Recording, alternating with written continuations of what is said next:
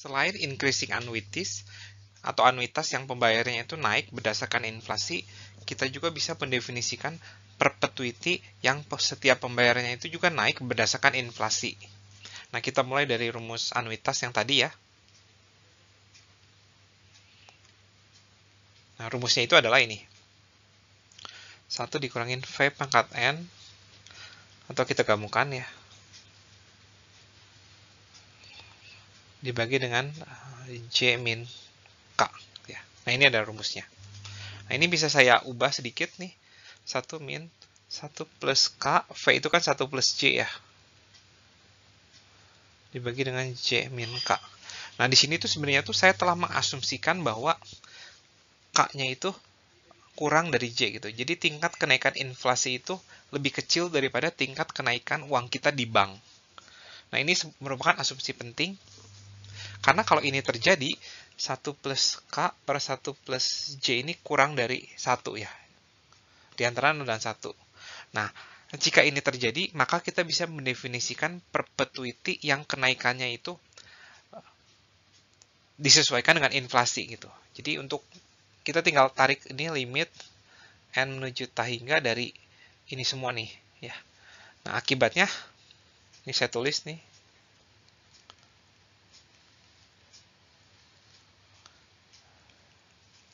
Nah, ini akibatnya menjadi 1 per J min K. Nah, ini adalah perpetuity ya.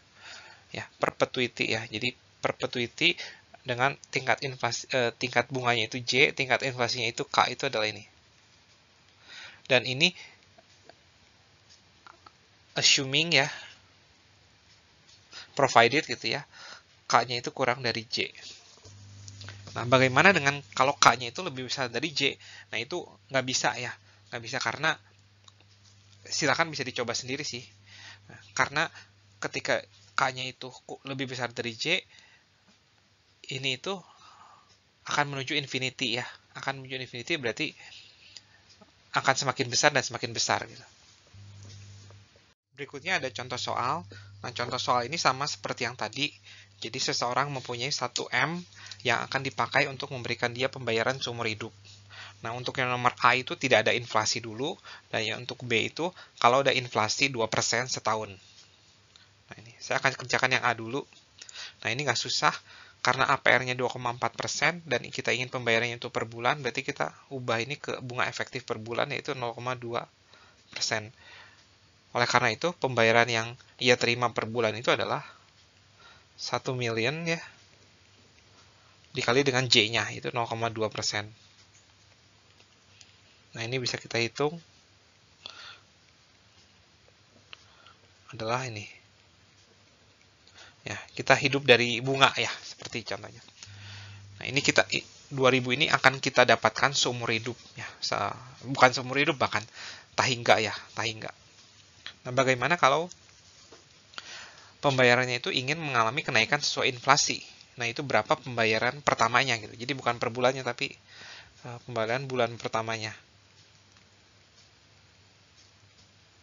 Ya.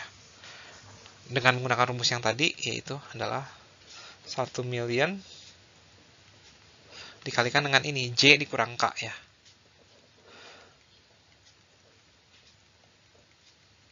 Nah, J-nya itu 0,2%. Nah, 0,2%. Nah, dikurangin dengan 0,01651581 yang tadi ya.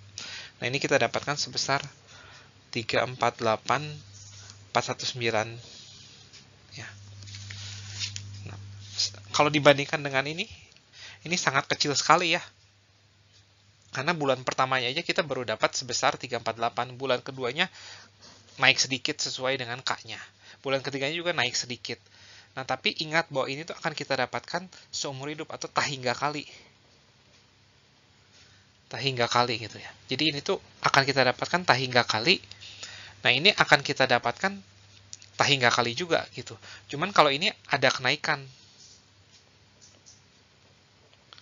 Jadi seolah-olah untuk mendapatkan pembayaran yang mengalami kenaikan sesuai dengan inflasi, kita itu membayar seolah-olah seperti penalti gitu di pertamanya, karena kita harus mendapatkan sangat sedikit sekali dibandingkan kalau nggak ada inflasi. Ya.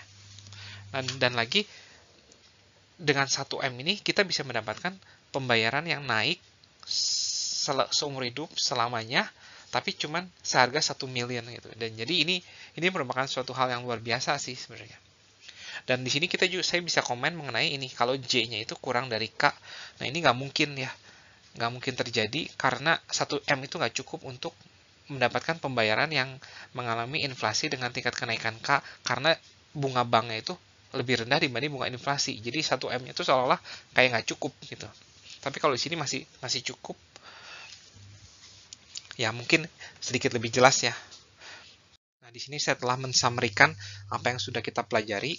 Nah, pertama-tama saya mau komentar tentang ini. Kalau K-nya itu positif, artinya itu pembayaran yang kita terima itu secara geometri itu naik ya. Misalkan K-nya kayak tadi gitu, berarti secara geometri itu naik 1 plus K, 1 plus K kuadrat, dan seterusnya. Tapi kalau K-nya itu negatif, rate itu negatif, misalkan min 10% gitu. Jadi 1, terus pembayaran berikutnya kita dapatnya 0,9 doang gitu ya. Nah, terus di minus 10% lagi, pembayaran berikutnya kita cuma dapat 0,81 dan seterusnya. Nah, kemudian di sini saya juga bisa komen bahwa formula ini tuh nggak berbeda jauh dengan formula anuitas ya. Formula anuitas kalau kita ingat, ini 1 min V pangkat N per J ya. Jadi perbedaannya itu sangat sedikit, jadi tidak terlalu susah untuk dihafal. Dan kemudian saya mau komen juga, kalau untuk anuitas, kalau K-nya itu yang lebih besar dari J, atau K itu kurang dari J, untuk anuitas nggak ada masalah. Ya, untuk anuitas nggak ada masalah, karena ketika K-nya itu yang lebih besar dari J, rumus ini akan menjadi tetap positif dan tetap masuk akal. Tapi untuk untuk perpetuitas, itu harus K-nya itu kurang dari J. Nah, ini harus di sini. Karena kalau nggak, perpetuitasnya itu nggak cukup. Karena bunga banknya itu nggak mencukupi untuk membayar kenaikan pembayaran yang sesuai inflasi itu tersebut. Ya, mungkin sekian dari saya tentang increasing perpetuity. Ada satu topik lagi, yaitu tentang menghitung akumulasi dari pembayaran-pembayaran yang naik atau turun secara geometri. Nah, ini merupakan topik terakhir di bab 8.1. Nah, kita ingin memodelkan atau mencari formula dari akumulasi dari anuitas atau dari pembayaran-pembayaran yang secara geometri itu naik atau turun secara geometri. Nah, saya mulai dari garis bilangan seperti biasa. Nah, di sini pada akhir periode pertama saya dapatkan sebesar 1, pada akhir periode kedua saya dapatkan sebesar 1 plus K, dan seterusnya sampai pada akhir periode ke N saya mendapatkan sebesar 1 plus K pangkat N-1. Nah, cuma di sini saya tidak akan mencari present value-nya, yang akan saya cari itu adalah future value-nya. Berarti semua akan saya bawa ke depan. Ya. Nah, notasinya sama seperti tadi, J, K.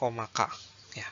Nah, 1 kita bawa ke depan itu menjadi 1 plus I pangkat 1 plus J ya, biar konsisten. 1 plus J pangkat N-1 ditambah ini 1 plus K kita bawa ke depan, N-2 sekarang, dan seterusnya.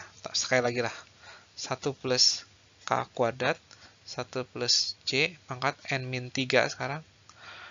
Nah, yang kedua terakhir itu adalah 1 plus K pangkat N-2. Ini saya bawa ke depan, satu periode doang. Dan yang terakhir itu adalah 1 plus K sudah ada di periode terakhir ya. Jadi tidak saya akan apakan. Ya, ini akan saya cari jumlahnya. Nah, cara menjumlahnya, triksnya itu kedua ruas ya, saya akan saya kalikan dengan ini. 1 plus K ya dibagikan 1 plus J ya. Jadi kedua ruas akan saya kalikan dengan ini dan akan saya dapatkan seperti ini. Nah, akan saya dapatkan seperti ini. Yang suku ini saya kalikan dengan ini menjadi seperti ini. Terus saya kalikan ke sini menjadi seperti ini. Saya kalikan ke yang terakhir nih, suku kedua terakhir menjadi seperti ini, dan suku terakhirnya menjadi seperti ini. Dan kita lihat ini akan saya kurangkan nih, ya, kedua persamaan ini akan saya kurangkan. Ya, yang ini dikurangin yang ini, itu akan menjadi ini. 1 dikurangin J, S, N, J, K. Nah, ini kecoret nih. Yang ini kecoret dengan yang ini kecoret dengan yang ini, terus yang ini kecoret dengan yang ini kecoret dengan yang sebelumnya, dan yang tersisa itu adalah yang ini nih. Ini dikurangin dengan yang suku terakhir ini. Dikurangin dengan ini. 1 plus J, tapi yang atasnya kita pangkatkan ke N ya.